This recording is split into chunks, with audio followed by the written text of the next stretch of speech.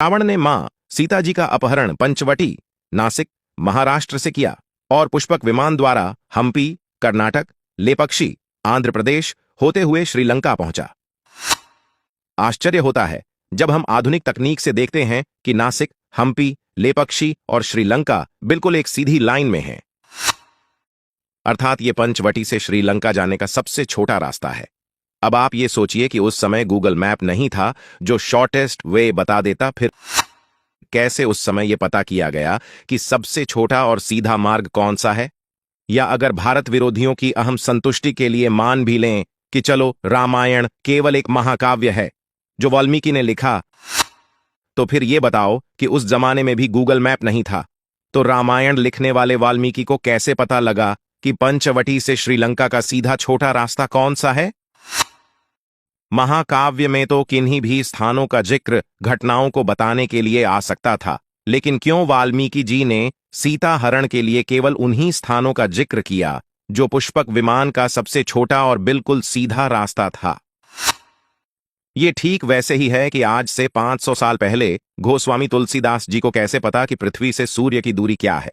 झुक सहस्त्र जोजन पर भानु अच 165 मिलियन किमी हनुमान चालीसा, जबकि नासा ने हाल ही के कुछ वर्षों में इस दूरी का पता लगाया है।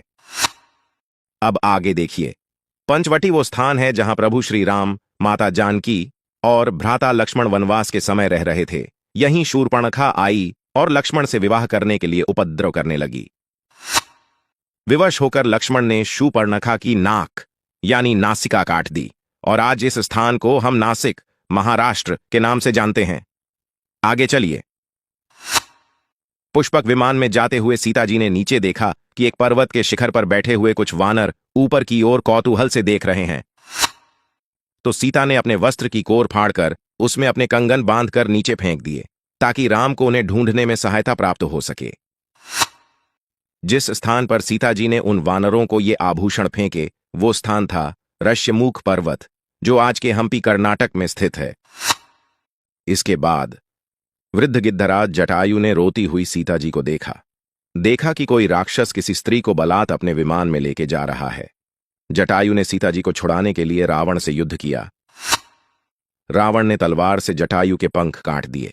इसके बाद जब राम और लक्ष्मण सीता जी को ढूंढते हुए पहुंचे तो उन्होंने दूर से ही जटायु को सबसे पहला संबोधन हे पक्षी कहते हुए किया और उस जगह का नाम दक्षिण भाषा में लेपक्षी आंध्र प्रदेश है। अब क्या समझ आया आपको? पंचवटी, हम्पी, लेपक्षी, श्रीलंका, सीधा रास्ता, सबसे छोटा रास्ता हवाई रास्ता, यानी हमारे जमाने में विमान होने के सबूत गूगल मैप का निकाला गया फोटो नीचे है।